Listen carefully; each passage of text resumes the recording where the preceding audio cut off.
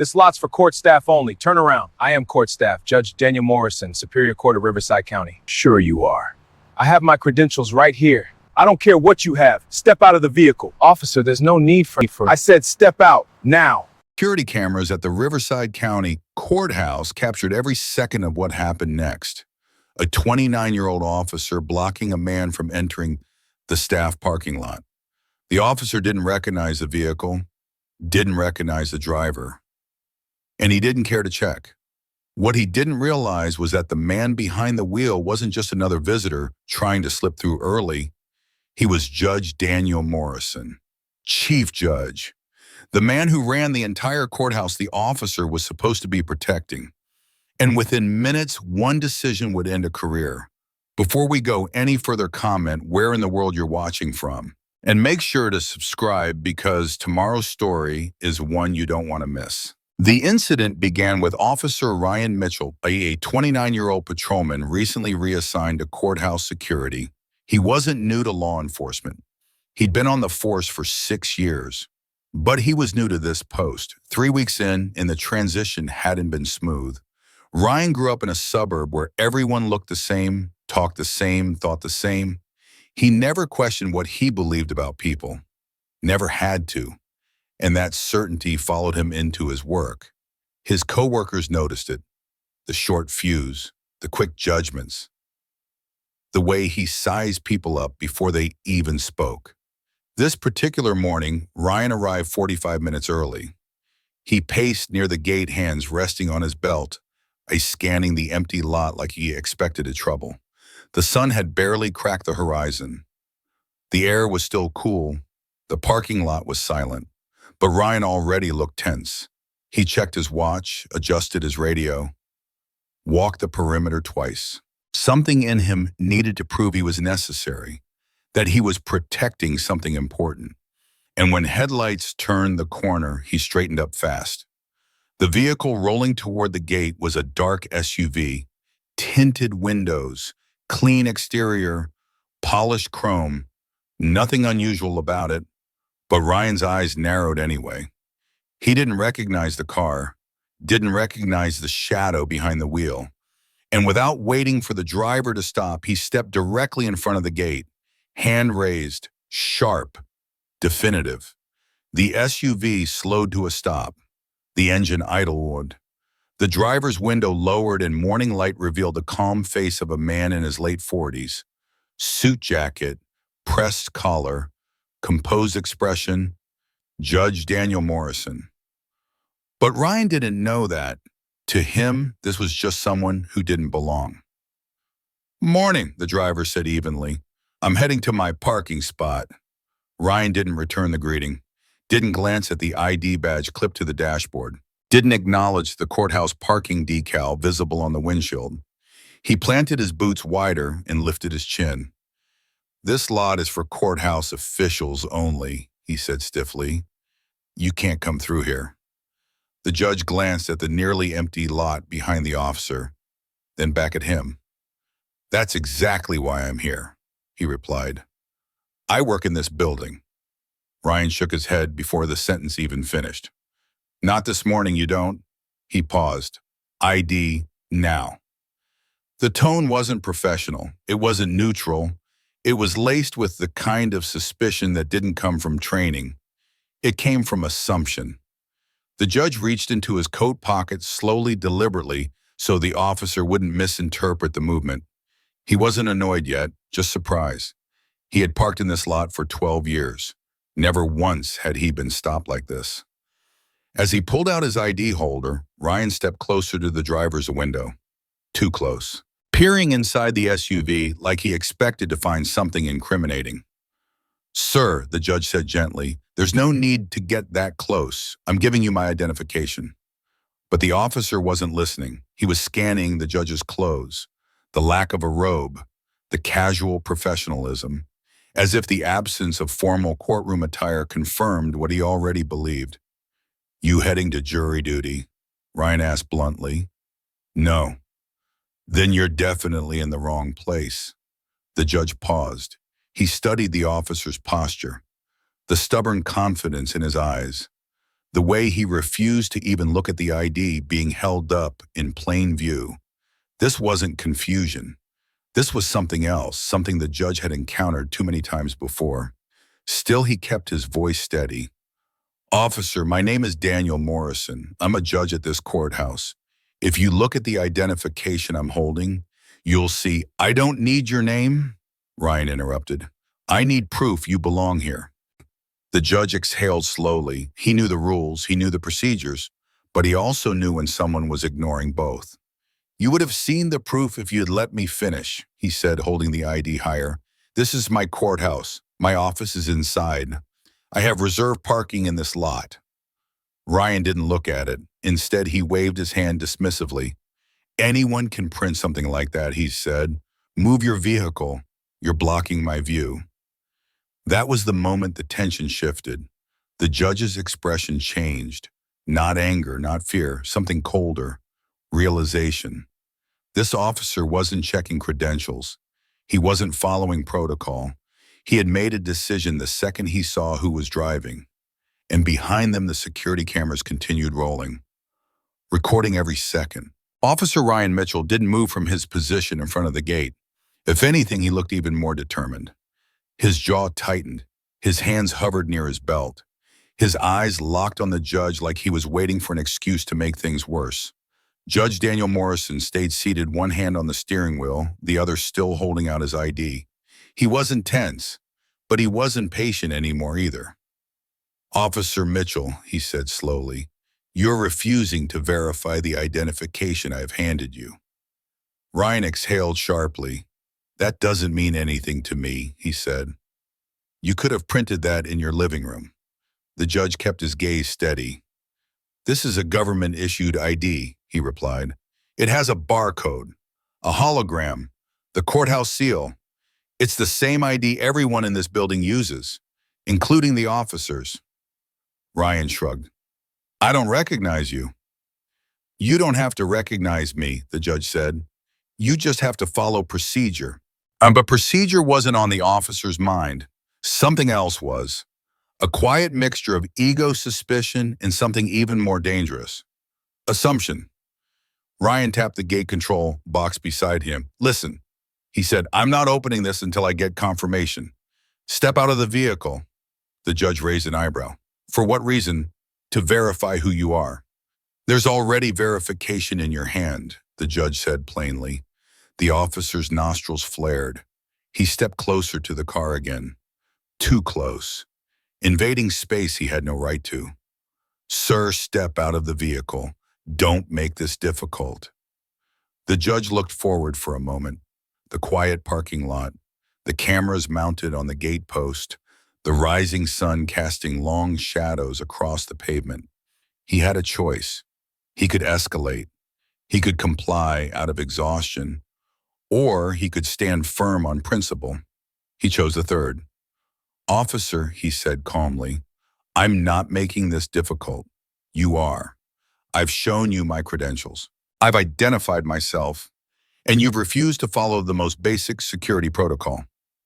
Ryan's face flushed. Before he could respond, headlights appeared behind the judge's SUV. Another vehicle pulled up. A compact sedan. The door opened and a woman in business attire stepped out quickly. Maria Santos, courthouse clerk, 8 years on staff. She recognized the judge's vehicle immediately. Her eyes went wide. She rushed toward them.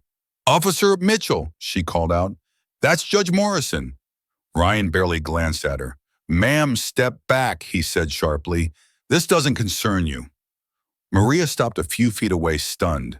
He's the presiding judge, she said insistent now. He parks here every day. I've worked with him for years. Ryan turned his head slightly. I said step back. His tone left no room for discussion. Maria's mouth opened, then closed. She looked at the judge, then back at the officer. Disbelief spread across her face.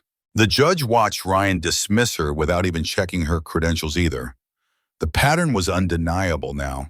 This wasn't about security. This wasn't about protocol. This was about something Ryan had decided before anyone said a word. Maria pulled out her phone. She didn't say anything, just raised it, aimed it at the scene, started recording. Ryan noticed. "Put that away," he snapped. "I'm allowed to record," Maria said quietly. "This is public property." Ryan's jaw clenched. He turned back to the judge. "Last chance," he said louder. "Step out of the vehicle or I'm calling backup." The judge looked at him, calm, unflinching. "Officer," he said, "you're making a serious mistake." Ryan smirked. "No," he replied, "I'm doing my job." But he wasn't. Behind them, two more cars pulled up. Courthouse staff arriving early for the day. They slowed when they saw the standoff. One driver lowered a window. Another stepped out. A small crowd was forming. Witnesses. And the tension had reached its breaking point. Ryan's radio crackled to life. Static. Then a voice. "Mitchell, what's the holdup at the gate?" Ryan grabbed the radio, pressing the button. "Sir, I have a situation," and he said. "Someone trying to access restricted parking without proper authorization." Silence on the other end. Then, "I'm 2 minutes out." Ryan clipped the radio back to his belt. He looked at the judge, at Maria still recording, at the small crowd gathering behind them. He stood taller, confident, convinced he was right. 2 minutes felt like 20.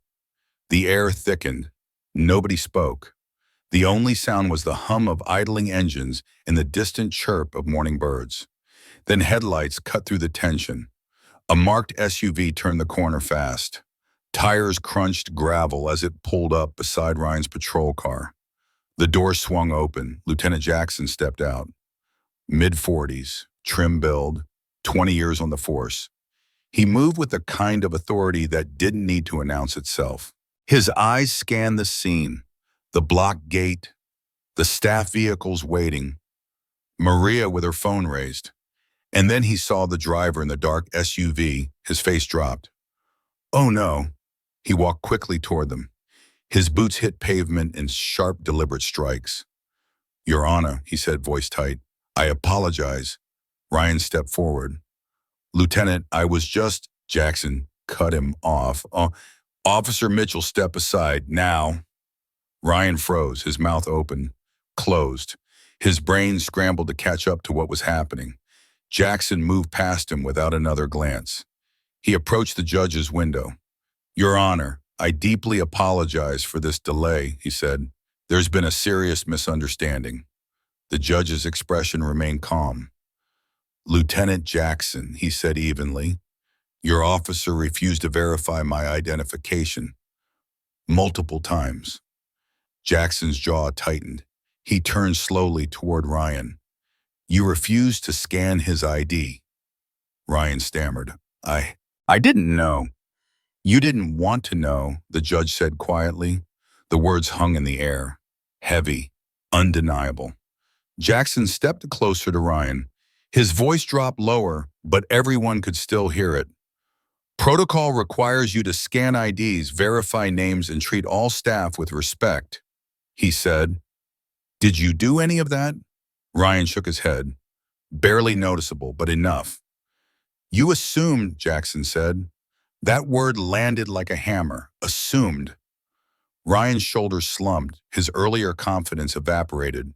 The smirk was gone. The certainty was gone. Everything was gone.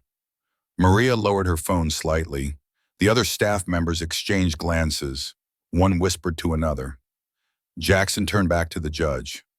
"Sir, I'll handle this immediately," he said. "Your parking spot is open." But the judge didn't move his car yet. He looked directly at Ryan, long enough that the officer had to look away.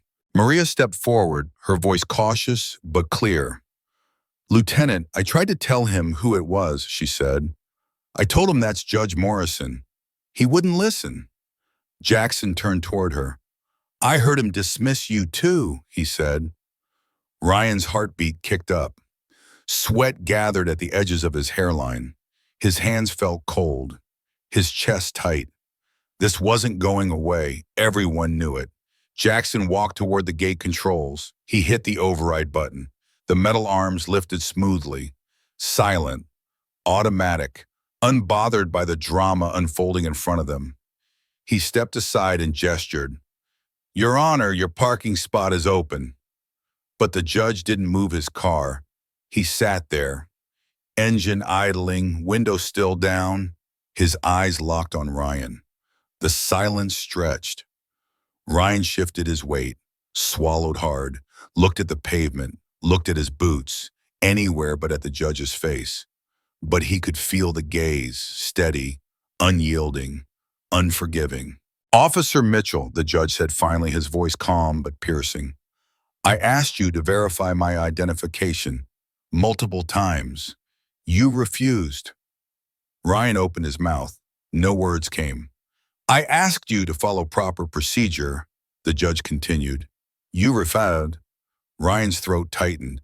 "And you were seconds away from escalating a situation that never needed to exist." The weight of those words crushed what was left of Ryan's confidence. His earlier certainty, the belief that he was doing the right thing by protecting the courthouse, following his instincts, all of it crumbled. He saw it now, the stubbornness, the refusal to listen, the dismissal of Maria, the way he'd stepped too close, the way he'd assumed. He forced the words out. I'm sorry, sir," he said. "I made a mistake." His voice cracked slightly. The judge held his gaze for another long moment, so long that Ryan had to look away again. Then the judge shifted his car into gear. He rolled slowly past Ryan, close enough that the officer could see his own reflection in the tinted windows, close enough to feel the quiet authority radiating from the vehicle. No hurry, no spite, just certainty. Jackson leaned toward Ryan as the judge drove past. "You'll be reporting to my office as soon as the judge settles in," he said quietly. Ryan nodded stiffly. "Yes, sir." Jackson's voice dropped even lower. "And Mitchell," he added, "this won't be a simple conversation." Ryan's stomach dropped. The judge parked his SUV across the lot. He stepped out, adjusted his suit jacket, and headed toward the courthouse entrance. His posture was calm, professional, composed, no anger, no shouting, just a kind of quiet dignity that made the contrast even harsher. Before entering the building, he turned slightly, looked back at Ryan one last time. "Officer," he said, voice carrying across the parking lot, "remember what I told you earlier?" Ryan nodded weakly. "This," the judge continued, "is the moment you realize it." And then he walked inside, leaving Ryan standing frozen beside the gate, wondering how fast a morning could collapse. The courthouse lobby hummed with quiet activity as Judge Daniel Morrison stepped through the doors. Morning sunlight streamed through tall windows, bouncing off polished marble floors. Clerks prepared files. Bailiffs moved between offices. Telephones buzzed in the distance. For the judge, it was another morning. For Officer Ryan Mitchell, it was the beginning of a reckoning. Lieutenant Jackson followed Ryan into a small office near the security desk. The door closed with a heavy click. Jackson motioned to a chair. "Sit down." Ryan did, stiffly. His hands gripped the edges of the seat. He avoided eye contact. "You just had an encounter with Chief Judge Daniel Morrison," Jackson began. His voice was calm, but every word carried weight. "Explain to me exactly what happened." Ryan swallowed. I stopped him because I didn't recognize him," he said quietly. I didn't know. You didn't recognize him," Jackson repeated. "Or you didn't want to recognize him." Silence. Ryan shifted in his chair. "It wasn't about recognition, was it?" Jackson continued. "You made assumptions, and your assumptions nearly turned into a major incident." Ryan nodded slightly. "Yes, sir." Jackson leaned against the desk. "You're going to be required to review all security procedures," he said. "You'll undergo additional bias training, and you'll write a full report explaining why protocol was ignored." Ryan's shoulders slumped. "Yes, sir. Understood." "This isn't about punishment for punishment's sake," Jackson said. "This is about accountability. Authority is only effective when it's applied correctly. When you let bias dictate your decisions, people get hurt. Trust is broken, and your own credibility evaporates. Ryan nodded again. The reality of the morning was finally settling in. He remembered the calm authority in Judge Morrison's voice, the steady gaze, the way he'd never raised his voice yet completely commanded the situation. Everything reminded Ryan that this confrontation had been avoidable. Later that morning, Ryan was called to the chief judge's chambers. The walk there felt endless. Each step echoed through the hallway. His stomach twisted. His palms were damp. He knocked. "Come in." Ryan entered. Judge Morrison sat behind his desk reviewing paperwork. He didn't look up immediately. The silence stretched. Then he set down his pen. "Officer Mitchell," he said, gesturing to a chair. "Sit." Ryan sat. He expected anger, shouting, a lecture that would tear him apart. None of that came. The judge's voice was measured, professional, calm. "I know mornings like this can be stressful," he began, "but the law and proper procedure don't change based on perception or bias." Ryan nodded. "If you cannot follow protocol with professionalism, you are a risk," the judge continued, "to yourself, to the courthouse, and to everyone inside. Understand that." "Yes, Your Honor," Ryan whispered. Barely audible. "I say, good," the judge said. "I hope this moment stays with you, not out of fear but out of understanding." He paused. "Respect and fairness are not optional. They are mandatory." Ryan nodded again. He felt the weight of every word. No shouting, no escalation. But the lesson was already etched in his mind. "You can go," the judge said quietly. Ryan stood, left the chambers, head down, realizing how close he had come to creating a problem that could have destroyed more than just his morning. By mid-afternoon, the security office had returned to its usual rhythm. Ryan stood at the gate. This time he scanned every ID correctly, checked every name, treated every person with the same professional respect he had failed to show earlier. A courthouse clerk approached. Ryan scanned her badge, verified her name, nodded politely. "Have a good day, Ms. Chen." She smiled, drove through. Every badge reminded him of his mistake. Every scan reminded him of the calm authority of the man he'd blocked. Every interaction reminded him that assumptions could never replace procedure. Across the lot, Maria Santos and a few clerks exchanged glances, relieved. The situation had been resolved without major incident. Professionalism had corrected the error. Mistakes could happen, but fairness always mattered more. Inside the courthouse, Judge Morrison moved through his day with the quiet authority that had defined his career. The parking lot incident became a teaching moment, a reminder that assumptions could never replace protocol. By evening, the security footage had been flagged, reviewed, archived, not as evidence of wrongdoing, but as a training tool. Timestamp 06:47 a.m. Location Riverside County Courthouse, staff parking gate. Incident protocol failure, bias-based assumption. Resolution corrective action implemented. The footage would be shown in training sessions for months to come. A reminder that respect isn't negotiable, that fairness doesn't depend on recognition, that authority must be applied with consistency. Ryan Mitchell completed his bias training 2 weeks later. He remained on courthouse security, but he was different now. Every morning he arrived early, checked the protocol manual, reminded himself of the lesson. Judge Daniel Morrison still presided over the Superior Court of Riverside County, still parked in the same spot, still walked through the courthouse with the same quiet dignity. The incident never made the news, but everyone who worked there remembered it. Sometimes the smallest confrontation teaches the biggest lesson. Assumptions can never replace procedure. Respect comes first, not because it's easy, not because it's convenient, but because it's mandatory. Maria Santos and the courthouse clerks watched the system correct itself. No shouting, no violence, just accountability, professionalism, and a reminder that fairness doesn't bend for bias. Trust was tested that morning, and trust was restored. Officer Ryan Mitchell completed his bias training. He remained on courthouse security, changed, humbled, better.